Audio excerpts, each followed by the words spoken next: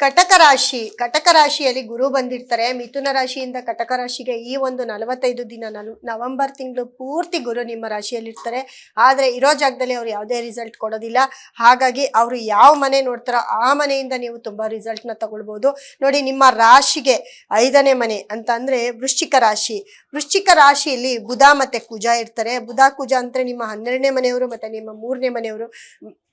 ಮತ್ತೆ ರಾಶಿಯಲ್ಲಿ ವೃಶ್ಚಿಕ ರಾಶಿಯ ಅಧಿಪತಿ ಕುಜ ಅಲ್ಲೇ ಇರೋದ್ರಿಂದ ಎಲ್ಲೋ ಒಂದ್ ಕಡೆ ನಿಮ್ಮ ಮಕ್ಕಳಿಗೆ ತುಂಬಾ ಪಾಸಿಟಿವ್ ಅಂತ ಹೇಳ್ಬೋದು. ಮತ್ತೆ ನಿಮ್ಮ ಯಾರೆಲ್ಲ ಲ್ಯಾಂಡ್ ಡೆವಲಪರ್ ಆಗಿರ್ತೀರಾ, ಭೂಮಿ ವಿಚಾರಕ್ಕೆ ಸಂಬಂಧಪಟ್ಟಂತಹದ್ದು, ಅದೇ ರೀತಿ ನಿಮ್ಮ ಬುದ್ಧಿ ಅಂತಂದ್ರೆ ಯಾರು ಏನೇನೆಲ್ಲ ಓದ್ತಾ ಇದ್ದೀರಾ, ನಿಮ್ಮ ಎಜುಕೇಶನ್ ಸಂಬಂಧಪಟ್ಟಂತಹ ಒಂದು ವಿಚಾರ ತಗೊಂಡ್ರೆ ಸೂಪರ್ ಅಂತ ಹೇಳ್ಬೋದು. ಅದರಲ್ಲೂ ನಿಮ್ಮ ಮಕ್ಕಳು ಯಾರೆಲ್ಲ ಕಟಕ ರಾಶಿಯಲ್ಲಿ ಇರ್ತೀರಾ ಅವರ ಮಕ್ಕಳಿಗೆ ಒಂದು ಯೋಗನೆ ಅಂತ ಹೇಳ್ಬೋದು. ಯಾಕಂದ್ರೆ ಎಜುಕೇಶನ್ ಅಲ್ಲಿ ತುಂಬಾ ಮುಂದೆ ಇರ್ತಾರೆ. ಈ ಒಂದು 45 ದಿನ ನೋಡಿ, ಈ ಒಂದು ತಿಂಗಳು ನವೆಂಬರ್ ತಿಂಗಳು ತುಂಬಾ ಒಳ್ಳೊಳ್ಳೆ ಒಂದು ಖುಷಿ ಪಡೋಂಥ, ಅದರಲ್ಲೂ ಮಕ್ಕಳಿಂದ ತುಂಬಾ ಖುಷಿ ಪಡೋಂಥ ವಿಚಾರ ತುಂಬಾ ಕೇಳ್ತಾ ಬರ್ತೀರಾ ಕಟಕ ರಾಶಿಯವರು.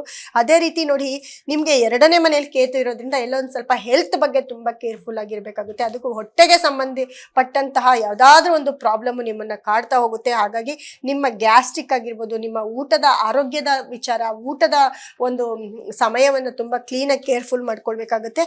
ಜೊತೆಗೆ ನಿಮ್ಗೆ ನೋಡಿ, ಮೂರನೇ ಮನೆ ಅಂತ ಬಂದಾಗ ಕನ್ಯಾ ರಾಶಿಯಲ್ಲಿ ಶುಕ್ರ ಇರೋದ್ರಿಂದ, ಶುಕ್ರ ನೀಚವಾಗಿರೋದ್ರಿಂದ ನಿಮ್ಮ ಫ್ರೆಂಡ್ಸು ಅಥವಾ ನೀವೇನಾದ್ರು ದುಡ್ಡು ಖರ್ಚು ಮಾಡಿ ನೀವು ತುಂಬಾ ದೊಡ್ಡ ಪಾರ್ಟಿಗಳಿಗೆ ಹೋಗೋದು, ಅಂತ ಕಡೆ ಹೋದಾಗ ಎಲ್ಲೋ ಒಂದ್ ಕಡೆ ನೀವು ಯಾವ್ದಾದ್ರು ಒಂದು ಸಣ್ಣ ಒಂದು ವಿಚಾರದಲ್ಲಿ ಸಿಕ್ಕಾಕೊಳ್ತೀರ ಅಂತ ಹೇಳುತ್ತೆ.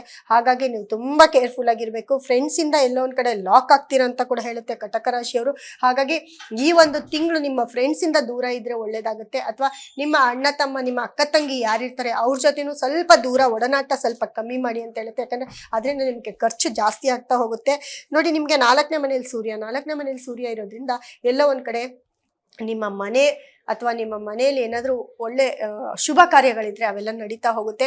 ನೀವು ಅನ್ಕೊಳ್ದಿರಾ ಇರೋಂತಹ ಒಂದು, ನೀವು ಮನೆ ತಗೋಬೇಕು ಅಂದ್ರೆ ನಿಮ್ಮ ಎಕ್ಸ್ಪೆಕ್ಟೇಷನ್ಗಿಂತ ಜಾಸ್ತಿ ನಿಮ್ಮ ಮನೆ ಸಿಕ್ಕೋದು, ಒಳ್ಳೆ ಮನೆ ಸಿಕ್ಕೋದು, ಅಥವಾ ಒಳ್ಳೆ ಕೆಲಸ ಸಿಕ್ಕೋದು, ಕೆಲಸ ಅಂತ ಬಂದಾಗ ಒಳ್ಳೆ ಕೆಲಸ ಸಿಕ್ಕೋದು, ಎಲ್ಲದಕ್ಕಿಂತ ಮುಖ್ಯವಾಗಿ ನೋಡಿ ಕಟಕ ರಾಶಿಯವ್ರಿಗೆ ಏನಪ್ಪಾ ಅಂತಂದ್ರೆ ನಿಮ್ಗೆ 5 ಮತ್ತೆ ನಿಮ್ಗೆ 7ನೇ ಮನೆ ಅಂದ್ರೆ ಮಕರ ರಾಶಿ. 7ನೇ ಮನೆಗೆ ಕೂಡ ಗುರುವಿನ ದೃಷ್ಟಿ ನೇರ 7ನೇ ಮನೆಗೆ ಬಿಡೋದ್ರಿಂದ ನಿಮ್ಮ ಪಾರ್ಟ್ನರ್ಶಿಪ್ ನಿಮ್ಮ ತುಂಬಾ ಚೆನ್ನಾಗಿ ನಿಮ್ಮನ್ನ ನೋಡ್ಕೋತಾರೆ. ಎಲ್ಲೋ ಒಂದ್ ಕಡೆ ನೀವು ಗಂಡ ಹೆಂಡತಿ ಸಮಸ್ಯೆ ಏನಿರುತ್ತೆ ಕಟಕ ರಾಶಿಯವ್ರಿಗೆ ಅದೆಲ್ಲ ಈ ತಿಂಗಳು ಕ್ಲಿಯರ್ ಆಗ್ತಾ ಹೋಗುತ್ತೆ. ತುಂಬಾ ಚೆನ್ನಾಗಿರ್ತೀರಾ. ಹಾಗಾಗಿ ಗಂಡ ಹೆಂಡತಿ ಅಂತ ವಿಷಯ ಬಂದಾಗ ಯಾವ್ದೋ ಒಂದು ಡೈವೋರ್ಸ್ ಆಗೋರು, ಬಿಟ್ಟೋಗಿರೋರು ಕೂಡ ಈ ಒಂದು 45 ದಿನ ತುಂಬಾ ಚೆನ್ನಾಗಾಗ್ತೀರಾ. ಎಲ್ಲೋ ಒಂದ್ ಕಡೆ ಬಂದು ನಿಮ್ಮ ಸಂಸಾರವನ್ನ ನೀವು ಚೆನ್ನಾಗಿ ನೋಡ್ಕೊಳ್ತೀರಾ ಅಂತ ಹೇಳ್ಬೋದು. ಅದಕ್ಕೆ ಮುಖ್ಯವಾಗಿ ಏನಪ್ಪಾ ಅಂತಂದ್ರೆ ನೀವು ಗುರುವಿನ ಒಂದು ಟೆಂಪಲ್ ಆಗಿರ್ಬೋದು, ಗುರುಗಳನ್ನ ತುಂಬಾ ಆರಾಧಿಸ್ಬೇಕಾಗುತ್ತೆ. ದಕ್ಷಿಣಾಮೂರ್ತಿಯನ್ನ, ಯಾಕಂದ್ರೆ ಗುರುಗಳಿಗೆ ಗುರು ಆಗಿರುವಂತಹ ದಕ್ಷಿಣಾಮೂರ್ತಿಯನ್ನ ತುಂಬಾ ಆರಾಧನೆ ಮಾಡಿ ಅಂತ ಹೇಳ್ತೀನಿ. ಅದ್ರಲ್ಲೂ ನಿಮ್ಮ ವಿದ್ಯೆ, ನಿಮ್ಮ ಜ್ಞಾನ ಅತಿ ಹೆಚ್ಚಾಗ್ತಾ ಹೋಗುತ್ತೆ ಕಟಕ ರಾಶಿಯವ್ರಿಗೆ. ಹಾಗಾಗಿ ನೀವು ಏನೇ ಮಾಡಿದ್ರು ನೀವು ಆರ್ಡರ್ ಹಾಕ್ಬೇಡಿ.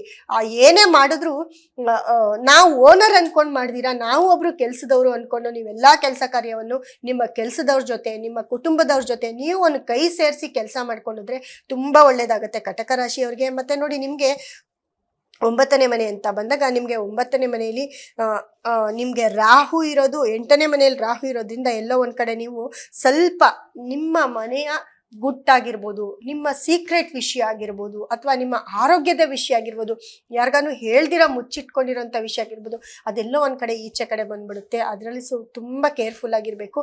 ಅಥವಾ ನೀವೇನಾದ್ರೂ ನೋಡಿ, ಏನಾದ್ರೂ ನೀವು ಲಾಟ್ರಿ ಬಿಸ್ನೆಸ್ ಅಥವಾ ಲಾಟ್ರಿ ಆಡೋದಾಗಿರ್ಬೋದು, ಇವಾಗ ಜೂಜ್ ಆಡೋದಾಗಿರ್ಬೋದು, ಯಾಕಂದ್ರೆ ಇವಾಗ ಅದು ಒಂದು ದುಡ್ಡು ಮಾಡೋ ವಿಷಯದಲ್ಲಿ ಅದು ಒಂದು ದೊಡ್ಡ ಒಂದು ಬಿಸ್ನೆಸ್ ಆಗ್ಬಿಟ್ಟಿದೆ. ಆ ತರ ಬಿಸ್ನೆಸ್ ಅಲ್ಲಿ ಯಾರಾದ್ರೂ ಇದ್ರೆ, ಕೆಸಿನೋ ಆ ತರ ಏನಾದ್ರೂ ಆಡ್ತಾ ಹೋದ್ರೆ ಆ ಒಂದು ಬಿಸ್ನೆಸ್ ಅಲ್ಲಿ ಎಲ್ಲೋ ಒಂದ್ ಕಡೆ ನಿಮ್ನ ಮೋಸ ಮಾಡೋರು ನಿಮ್ ಜೊತೆನೆ ಇರ್ತಾರೆ ಅಂತ ಹೇಳ್ಬೋದು. ಆತರ ಏನಾದ್ರೂ ಆಡ್ತಾ ಇದ್ರೆ, ಆತರ ಏನಾದ್ರೂ ಬಿಸ್ನೆಸ್ ಮಾಡ್ತಿದ್ರೆ ತುಂಬಾ ಕೇರ್ಫುಲ್ ಆಗಿರ್ಬೇಕಾಗತ್ತೆ ಕಟಕ ರಾಶಿಯವರು, ಹುಷಾರಾಗಿರಿ. ಜೊತೆಗೆ ನೋಡಿ, ನಿಮ್ಗೆ 9ನೇ ಮನೆಯಲ್ಲಿ ಶನಿ, ಅಲ್ಲಿ ನಿಮ್ಗೆ ಗುರುವಿನ ದೃಷ್ಟಿ ಬೀಳೋದ್ರಿಂದ ಅಲ್ಲೂ ಕೂಡ ನಿಮ್ಗೆ ಯಾವುದೇ ಒಂದು ತೊಂದರೆ ಆಗದಿರ ತುಂಬಾ ಚೆನ್ನಾಗಿ ನಿಮ್ಮ ಒಂದು ಪೂರ್ವ ಪುಣ್ಯ, ನಿಮ್ಮ ಭಾಗ್ಯಸ್ಥಾನ ಓಪನ್ ಆಗುತ್ತೆ. ನಿಮ್ಮ ಭಾಗ್ಯಸ್ಥಾನ ಅಂದ್ರೆ ನಿಮ್ಗೆ ಯಾವುದೇ ಒಂದು ಬರೋದಾಗಿರ್ಬೋದು, ಹಳೆ ದುಡ್ಡಾಗಿರ್ಬೋದು, ಹಳೆ ಜಮೀನಾಗಿರ್ಬೋದು, ಮನೆ ಆಗಿರ್ಬೋದು, ಅಥವಾ ಹಿರಿಯರಿಂದ ಏನಾದ್ರೂ ನಿಮ್ಗೆ ಅಪ್ರಿಷಿಯೇಟ್ ಆಗಿರ್ಬೋದು, ಇದೆಲ್ಲವೂ ಕೂಡ ಆಗ್ತಾ ಇರುತ್ತೆ. ನಿಮ್ಮ ಮನೆಯ ಹಿರಿಯರು ಯಾವ್ದಾದ್ರು ಕೆಲಸ ಬಿಟ್ಟಿದ್ರೆ, ಗೌರ್ಮೆಂಟ್ ಜಾಬ್ ಬಿಟ್ಟಿದ್ರೆ ಅದು ನಿಮ್ಮ ಕೆಲಸ ನಿಮ್ದಾಗ್ಬೋದು ಅಂತ ಹೇಳುತ್ತೆ.